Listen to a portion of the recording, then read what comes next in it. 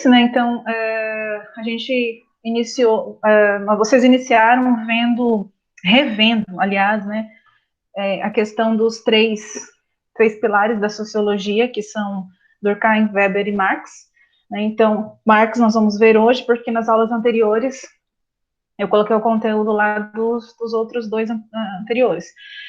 E quando a gente fala de sociologia, não tem como falar de sociologia sem recorrer a Marx, né, que ele aí é o cara que se opõe às ideias de Durkheim, às ideias de Weber, e ele traz uma linha de pensamento totalmente direcionada à questão do socialismo. Então, ele inicia o comunismo, vamos dizer assim. Vocês estão visualizando? Sim ou não? Sim. Sim, né? Então, ele inicia as ideias do comunismo e ele parte para uma linha de compreensão e visualização da sociedade totalmente diferente daquilo que Durkheim e Weber haviam criado e haviam proposto. Então, ele pressupõe tudo de uma forma bem contrária. Então, a história de toda a sociedade até hoje tem sido a base através de uma luta de classes. Essa luta de classes que nós sabemos bem que é a classe burguesa e o proletariado. E assim ele definiu essa divisão social. Aqui eu coloquei, pessoal, eu fiz um apanhadão, como eu havia colocado referência das páginas para vocês dos sociólogos anteriores. Eu fiz a mesma coisa, só que aqui eu fiz um apanhadão de Marx, né, sobre os principais conceitos, as principais teorias e pensamentos do autor. Então, aqui é só em relação a onde ele nasceu e quando ele nasceu, bem que eu não acredito que lá no Enem vai perguntar onde Marx nasceu, né, mas só para vocês terem a referência, ele nasceu em Trier, e nesse período, Trier era o nome que evoluiu para o que nós temos hoje, que é a Alemanha. Ele foi expulso de muitos países porque temos a questão da Revolução Inglesa e Revolução Francesa, e com esses períodos revolucionários começou a se instaurar o capitalismo, e como ele apresentava um monte de ideias sobre o comunismo, pregando veementemente contra o capitalismo, ele foi expulso de um monte de lugar no continente europeu. Essa análise dele todinha é baseada e é norteada pela questão conflituosa entre as forças sociais. Essas forças sociais são aqueles que detêm o poder, que detêm a questão econômica em si, e os trabalhadores, né, que se submetem ao trabalho proposto pelos, assim chamados por ele, de capitalistas. Então, no capitalismo, Marx observou que a burguesia, ou seja, a classe dominante, ela derrotou a nobreza e ela instaurou um novo tipo de sociedade. Então, a gente tem a queda da monarquia, a instauração da república. E com essa queda da monarquia e instauração da república, a gente vê algumas coisas se perpetuarem dentro da sociedade brasileira. Vejam bem, quando a gente fala de monarquia, a gente tem como base a questão dos engenhos, uma questão agrícola.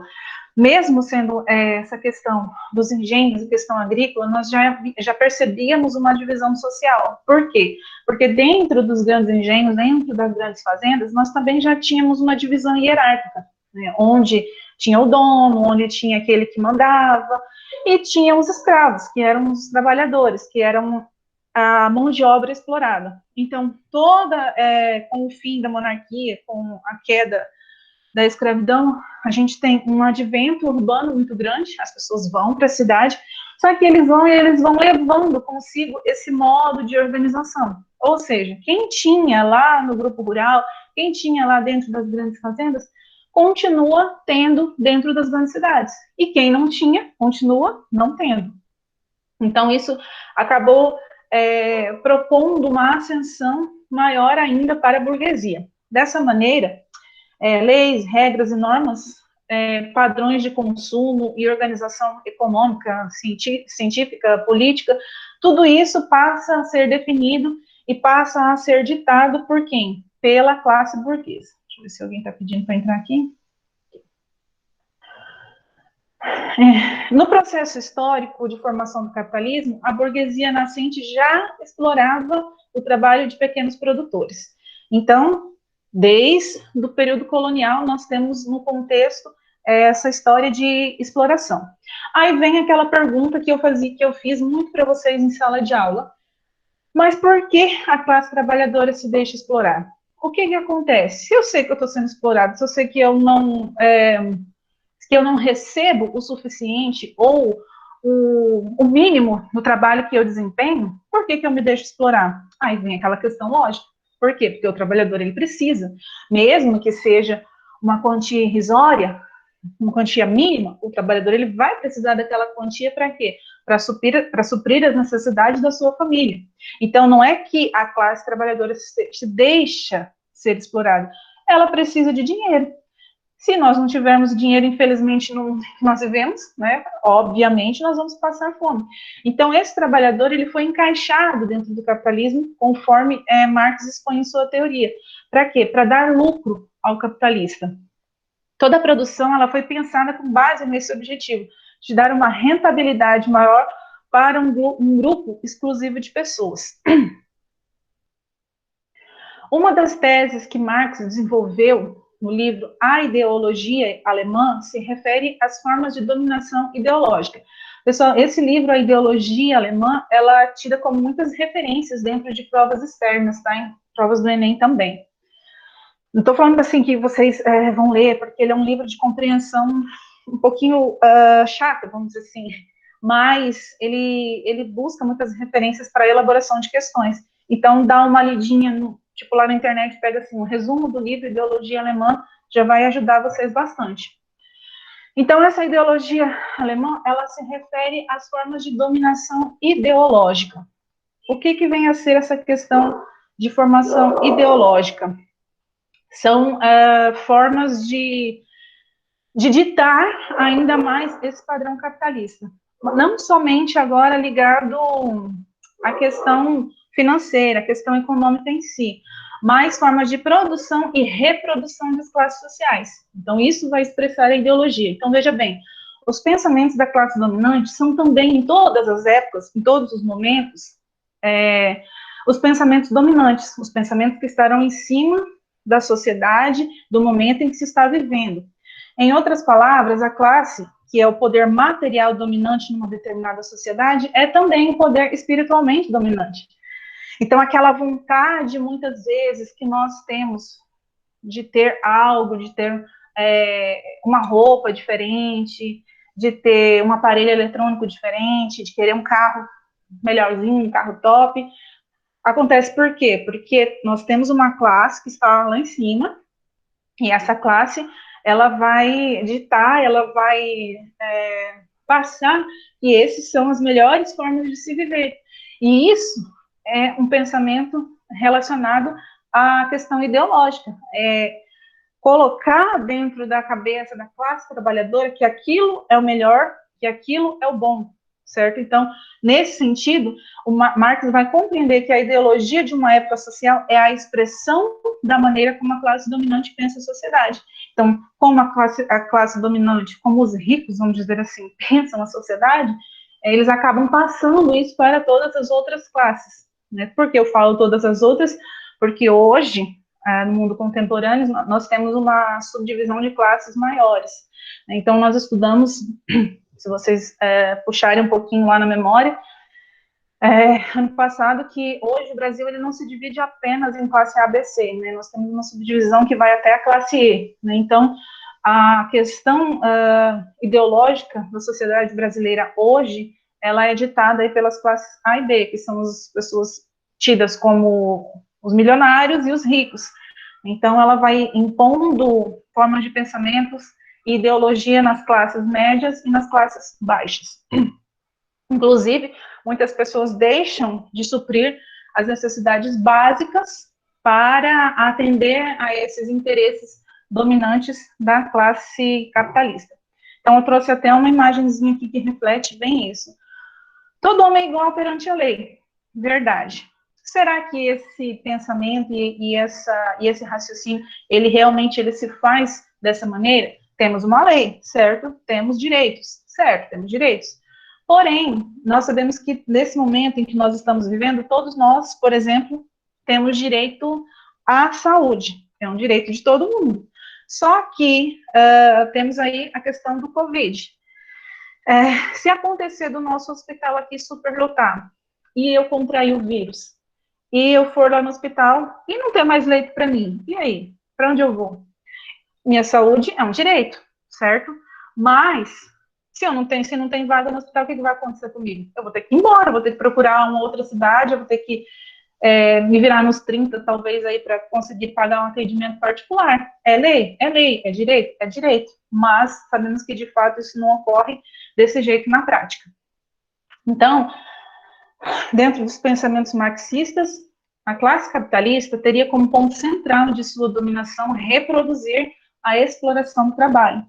Para isso, a produção industrial seria cada vez mais incrementada, tanto nas formas de gerência, quanto em relação à introdução de novas tecnologias. Então, essas tecnologias são um ponto central de ideologia dessa classe burguesa, dessa classe capitalista. Para Marx, o desenvolvimento do capitalismo se baseia na exploração, que é essa exploração do trabalho, e nessa dominação, que é a dominação não somente aí através através da parte econômica, mas também de questões ideológicas.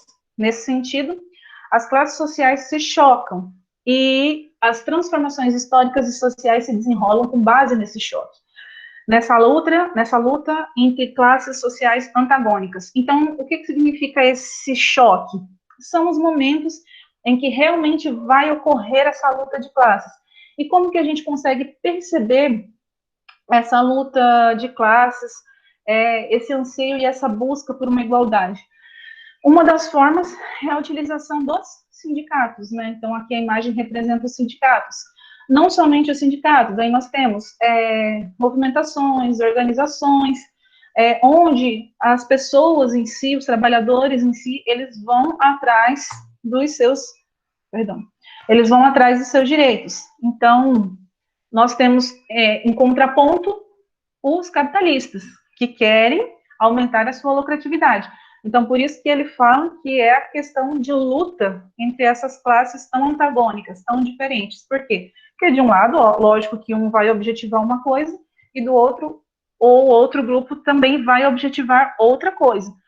Então, de um lado, a gente tem esse grupo de trabalhadores que vai se organizar, e do outro lado, nós temos também os capitalistas que também vão se organizar, baseados em lógica de produtividade, em lógica econômica, onde eles detêm essa mão de obra, conforme existe naqueles conceitos do Fordismo, Toyotismo e Taylorismo, e eles vão deter esses meios de produção. Então, eles vão ter onde se respaldarem para conseguir uma dominação um pouco maior. Então, ele destaca em sua teoria, Marx destaca dentro da teoria onde ele formulou, uma diferença entre trabalho geral e trabalho particularizado, também como fonte, tomando como isso fatores históricos e fontes históricas. Então, primeiro, trabalho geral consiste em toda atividade em que nós desempenhamos na natureza, aquele trabalho que se torna necessário, que de acordo com ele atende às necessidades e supre aquilo que a gente realmente precisa, sendo aplicado de uma forma igualitária. E o que vem a ser o trabalho assalariado no conceito marxista? É uma atividade central para a perpetuação das relações sociais entre capitalistas e trabalhadores. Então, de acordo com ele, essa questão de trabalho assalariado foi um meio onde os grandes produtores aí, os capitalistas em si, criaram para que houvesse uma exploração do trabalho através desses meios de produção. Então, vejam, trabalho geral é uma questão mais positivada dentro da teoria dele. Já o trabalho assalariado, não, porque é uma forma de detenção um pouco maior e de controle sobre essa classe trabalhadora. Então, à primeira vista, todo mundo já imagina, não, o trabalho assalariado, né, certo, tal, mas ele tenta provar ao contrário. Por quê? Observem até a imagenzinha aqui. Parabéns, trabalhador, né, em alusão ao dia do trabalho. Então, ele traz essa referência, mas o que acontece aqui? Eu tenho o empregador utilizando-se de uma forma, nossa, de uma forma exploradora a classe inferior, que é a classe trabalhadora em si. Então, o trabalho assalariado ele pode ser considerado como uma atividade que é vendida pelo trabalhador em troca de um salário pago pelo capitalista. No entanto, Marx assinala que essa troca, apesar de aparentar igualdade, na prática ela se dá de forma desigual. Como que isso acontece de uma forma desonesta e desigual do ponto de vista marxista? Então, no ponto de vista das leis, regras, normas sociais que foram construídas historicamente a favor da burguesia, por que a gente se refere até leis? Porque num país capitalista, as leis elas são elaboradas justamente para favorecer esses interesses. Então, de acordo com ele, o capitalista ele tem o capital, o dinheiro, e com esse capital, o dinheiro, ele vai montar um negócio. Ele vai contratar trabalhadores. Para isso, ele vai precisar de um certo número de pessoas. Aparentemente, ele vai estar oferecendo, ele vai estar proporcionando mão de obra. No entanto, devemos considerar essa desigualdade histórica nessa relação de troca. Ou seja, essa classe trabalhadora, ela nunca vai conseguir oferecer, ou ela nunca vai conseguir criar um serviço autônomo, por quê? Porque ela não vai ter meios, fundos, para que isso aconteça. Então, sempre quem está lá em cima vai permanecer lá em cima. A questão, ela se torna ainda mais complexa quando falamos em força de trabalho, outro conceito muito importante na teoria marxista. Quando o capitalista paga pelas atividades desenvolvidas numa empresa ou indústria ou mês, o que ele está pagando? Será que ele está pagando o justo? Será que não está? Então, o que vem a ser esse conceito de força de trabalho? Por exemplo, se um grupo de trabalhadores está empregado no ramo da construção civil, e se no final do mês todos esses trabalhos pagos pelo seu conjunto de trabalho, o capitalista ele não terá lucro. Por quê? Porque ele vai, vamos dizer, como diz o ditado aí, ele vai dividir o pão igualmente, né? Cada fatia pertencente a cada pela atividade desempenhada. Isso quer dizer que o capitalista ele paga pela força de trabalho, a capacidade de trabalho, e não pelo produto de todo o trabalho realizado nesse período. Então, ele não vai pagar de uma forma igualitária, ele não vai dividir o pão rentalmente igual para todas as pessoas. Mas o que ele vai fazer? Ele vai pegar uma fatia maior para ele, toda a metade para ele, e a outra metade tem que ser dividida em várias partes, ou seja, em vários pedaços pequenos. Então, isso vem a ser chamado e consiste, então, no termo marxista de força de trabalho. E esse termo marxista de força de trabalho está diretamente ligado à questão de alienação do trabalho. Também outro conceito que é recorrente em provas externas. Quando alguém recebe seu salário mensal, acredita que está recebendo o total do seu trabalho, mas, na verdade, essa quantia representa apenas uma parcela do trabalho desenvolvido durante o mês. Então, ele não tem o lucro total. Digamos que de 100%, 75% fica para o capitalista, de 60% a 75%, e o restante ele utiliza para realizar o pagamento dos seus trabalhadores. Marx entende que nessa relação de troca há uma aparência. Salário pelo trabalho, que é a questão do trabalho assalariado, que ele é tão que ele se posiciona de uma forma tão contrária, e o salário oculto, que é o salário apenas por parte do trabalho, que é o que realmente os trabalhadores recebem, uma pequena parcela. Essa ocultação é uma forma de alienação do trabalho, que é como ele utiliza, o capitalista utiliza para maquiar e, teoricamente, empregar essa ideia de que o trabalho assalariado é algo bom e é algo que vai favorecer a economia do país. A alienação do trabalho. a apropriação do objeto aparece como alienação, a tal ponto que quanto mais os objetos e o trabalhador produz, tanto menos pode possuir, o tanto mais fica dominado pelo seu produto, que é o capital. Isso está presente no livro, esse é um trecho do livro O Capital de Karl Marx, onde ele enfatiza muito essa questão da alienação do trabalho e utiliza-se de termos do trabalho assalariado para destacar isso. Então, a imagem aqui, o salário mínimo, que teoricamente é algo que vai suprir a necessidade do trabalhador. Então, vejam que a mulherzinha ali fala para o suposto marido, digamos aí, abre devagar, senão evapora. Por quê? Porque o valor, ele é muito irrisório em relação às despesas que o trabalhador tem, sendo que ele desempenha um trabalho por uma quantidade remunerativa que deveria ser muito maior. Então, é dentro dessa lógica e dentro dessa linha de pensamento que ele construiu esse pensamento marxista. Além da questão de força de trabalho, de alienação do trabalho, nós temos o termo mais-valia. Então, o que é o termo mais-valia? É a diferença entre o valor produzido pelo trabalho e o salário pago pelo trabalhador, que seria a base da exploração do sistema capitalista. Então, uma vez que o trabalho foi remunerado, o salário ele foi efetivado, os capitalistas eles podem lançar mão de duas estratégias para ampliar esse lucro. Então, o que ele pode fazer? Ele tem essas duas opções. Ele pode estender a duração da jornada de trabalho, mantendo o salário constante. Então, se eu trabalho aí 2 horas, eu recebo R$500. Ah, não, mas eu preciso de 3 horas de trabalho. E eu mantenho esse valor. Aí volta aquela lógica, aquele pensamento de que eu vou continuar fazendo isso porque eu preciso do emprego, eu preciso do trabalho. E nós temos a questão da mais-valia absoluta, que é ampliando a produtividade do trabalho pela via da mecanização, o que ele chama de mais-valia relativa, que é onde ele tenta submeter o trabalho, a mão de obra em si, a mão de obra braçal, em relação à mecanização, que a gente tem uma implantação industrial muito grande dentro da economia do país, com o desenrolar dos anos.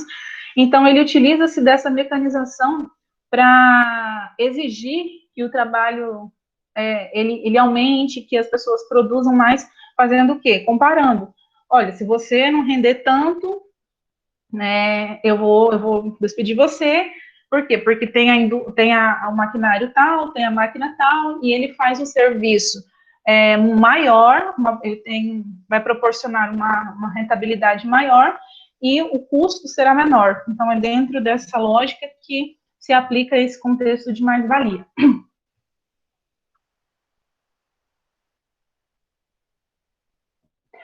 Marx pressupõe que exploradores e explorados, eles acontecem nos mais variados níveis de produção, sendo contraditório e precisando, então, dessa explicação dialética.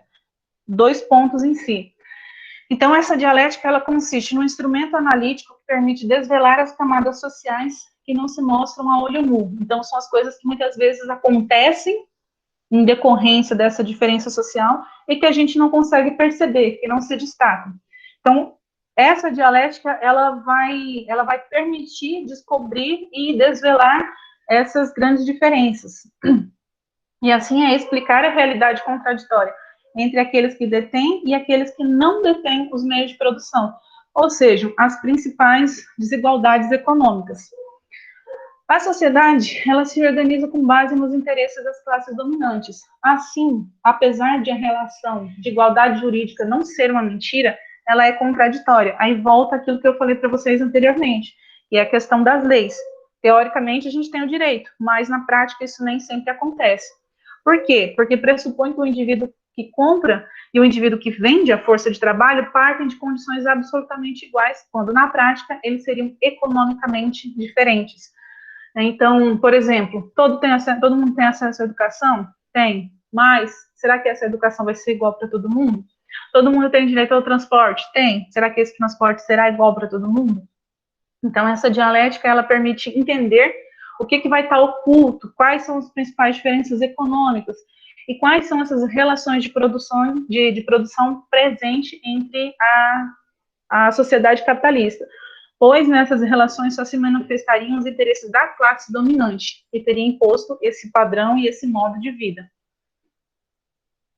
Um exemplo bem claro disso aqui, essa imagem reflete aqui, né, então, localidades tão próximas, onde a gente tem uma disparidade econômica muito grande. Isso ocorre principalmente nas grandes cidades, nas metrópoles, onde a gente tem, de um lado, as favelas e, de outro lado, aí, grandes condomínios, prédios de luxo, onde, no mesmo espaço físico, ocorrem diferenças tão grandes. De um lado, entra a luta de capitalistas e trabalhadores, que se trava todos os dias, essa competição que ocorre indiretamente todos os dias, onde trabalhadores reivindicam melhores salários, melhores condições de trabalho, de vida, expansão política e social, implementação de reforma agrária, construção de vias de acesso, redes de esgoto, escolas e bairros populares, melhor distribuição de renda. Então, assim, resumindo, tudo que está ligado à questão de distinção social e disparidade social. Então, todo esse contexto, ele está presente dentro dessa realidade. E, por outro lado, nós temos o grupo de pessoas mais elevadas, que querem o quê? Que querem condomínio fechado, que querem a implantação de incentivo fiscal, a fixação de multinacional, e tudo isso vai favorecer a esse pequeno grupo e vai fazer com que esse grupo se mantenha no controle e se mantenha no poder. E, por fim, Marx, hoje, apesar da sociedade comunista não ter advindo, apesar do nosso país ser um país capitalista, de não ter adotado as correntes marxistas, né, nós não somos um país socialista, em parte porque os trabalhadores constituíram uma nova classe, a classe média, e vivem mais preocupados em conseguir um bom emprego, casa, carro e luxo de vida moderna. As teorias de Marx preservam muito sua força. Então, como eu até salientei no início da aula, é impossível falar de sociologia sem buscar uma referência marxista, né, porque ele traz a base do entendimento de como a sociedade brasileira se estruturou. Toda vez que achamos que alguma coisa está errada em uma sociedade em que uma minoria tem muito dinheiro e a maior parte da população vive em dificuldade e que os sonhos de consumo nos tornam apenas mais vazio, estamos pensando na companhia de Marx. Então, vejam bem, até mesmo na questão do momento em que nós estamos passando. Volto a buscar a referência do modelo daquilo que nós estamos enfrentando, que é o vírus, né, o Covid. Muitas pessoas contraem o vírus e não conseguem um tratamento de qualidade e acabam falecendo, acabam morrendo. Então, a maioria das pessoas que têm um poder aquisitivo maior buscam tratamento em locais onde tem uma UTI melhor equipada, um grupo de funcionários mais preparado, ou até mesmo um quantitativo de funcionários, de profissionais da saúde mais qualificados. Então, não vou dizer que não morre, né? Porque a gente já viu casos também de pessoas, né, com poder aquisitivo maior que vieram a óbito também. Mas a possibilidade disso acontecer para esse grupo, ela é menor. Né? Então, isso se reflete em quê? Em questões sociais.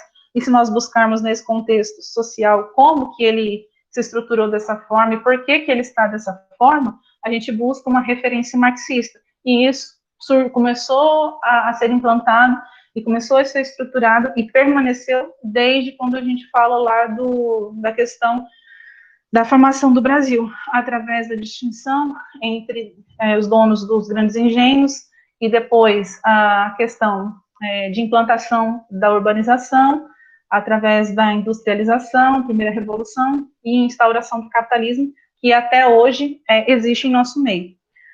Então, para concluir, o pensamento de uma charge, né, que traz uma reflexão sobre Marx. Sou paciente, mas ter que convencer o trabalhador que perder direitos é ruim, né, então, vocês sabem, né, o que eu quis dizer aqui, né, felicidade pura, mas é porque eu não posso colocar a palavra aqui, né, porque tem gente olhando. vai ter gente olhando depois a aula, né? Mas o que ele quer dizer que é complicado ter que convencer o trabalhador que trabalhar e perder direitos é ruim, né? Então, por isso que ele coloca aquela palavra, né, tá, felicidade, mas é um outro entendimento e uma outra reflexão. É a mesma coisa de falar aí que hoje, por exemplo, para a juventude aí, convencer a juventude de que bater perna ou festar é ruim, né? Então, dentro dessa lógica aí, que ele tenta implantar a questão do capitalismo em si. E é isso, pessoal. Alguma dúvida? Deixa eu ver quem está aqui. Algum comentário, alguma dúvida?